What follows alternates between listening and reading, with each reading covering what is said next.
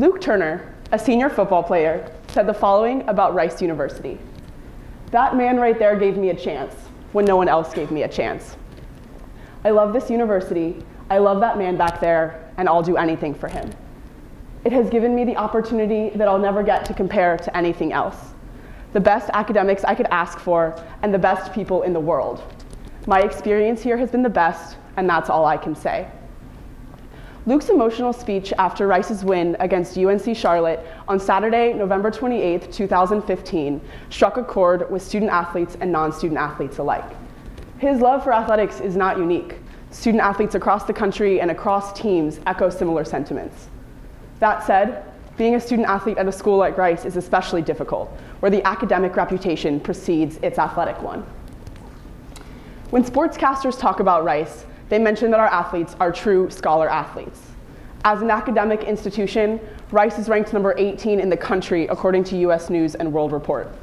In addition, Rice is the smallest Division I school in the country, competing in Conference USA in 14 sports.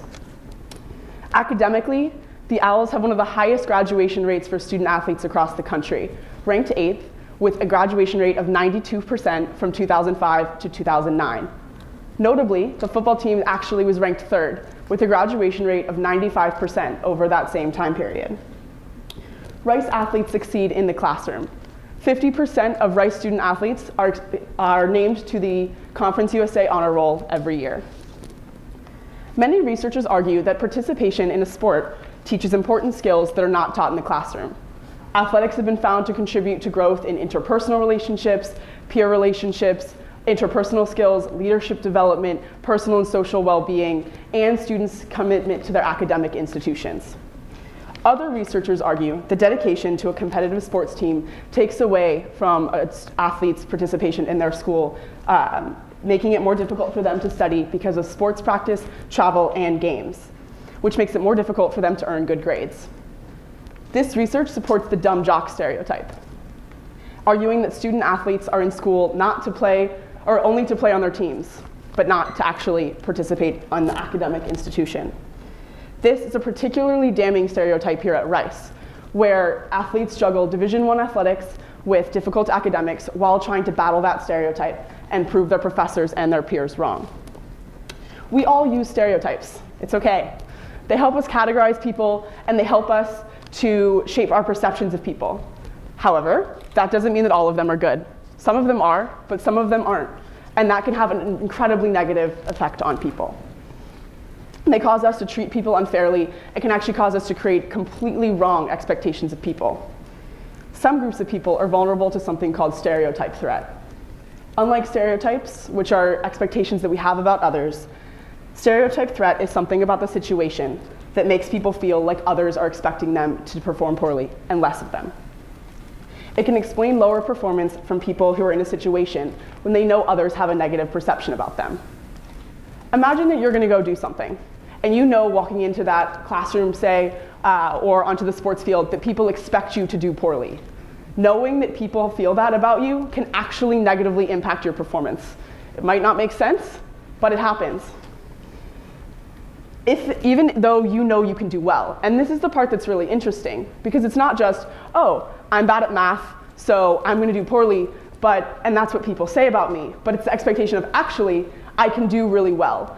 But despite that, the negative expectation, knowing that people expect you to do poorly, actually causes you to do poorly. I wanted to see if this concern could affect student athletes here at Rice. Could the stereotype that student athletes face here, that they're not as intelligent, actually negatively impact their performance? Could the dumb jock label that students use across the country, as do professors, actually lead to decreased academic potential and decreased scholastic achievement? In 2007, research by Simon and his colleagues found that athletes do face negative academic stereotype threat. In a survey of 538 student athletes, 1/3 of them reported feeling negatively perceived by their professors for their status as an athlete, and 2/3 actually felt that perception from their peers.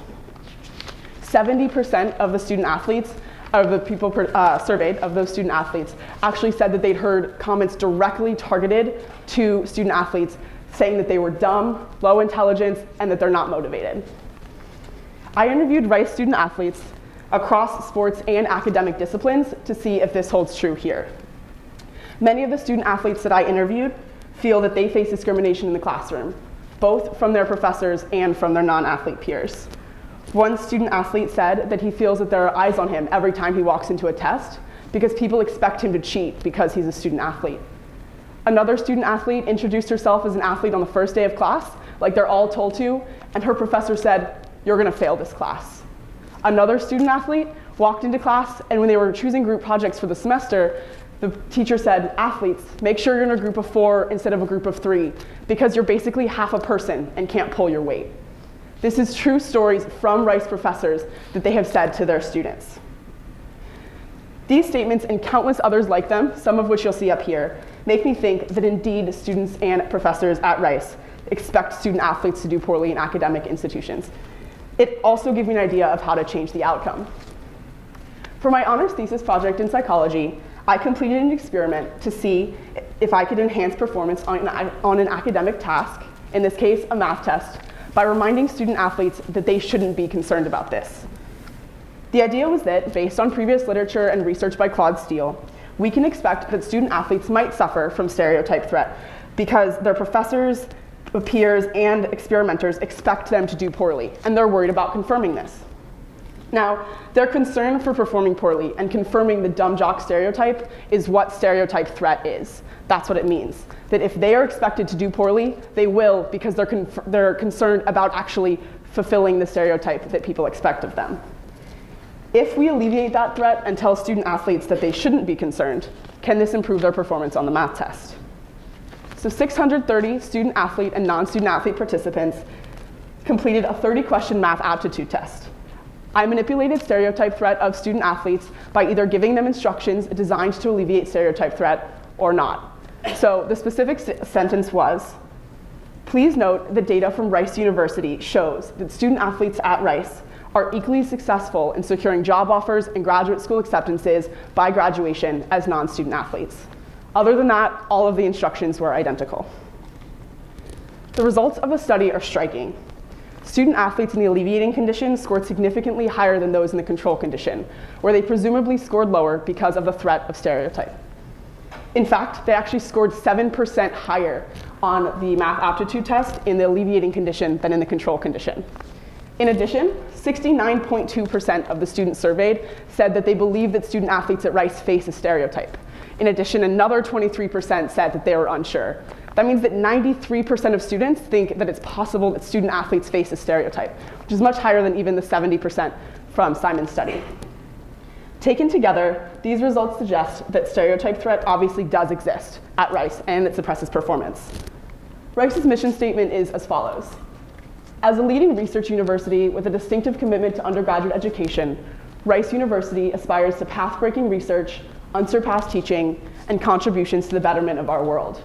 It seeks to fulfill this mission by cultivating a diverse community of learning and discovery that produces leaders across the spectrum of human endeavor. It's powerful, right? One thing, though, is that diversity for student athletes is not being highlighted. Student athletes do add a layer of diversity to Rice that other people don't. It's another identifier, and they should be celebrated rather than belittled for doing so. We can simply help them do better by changing the situation.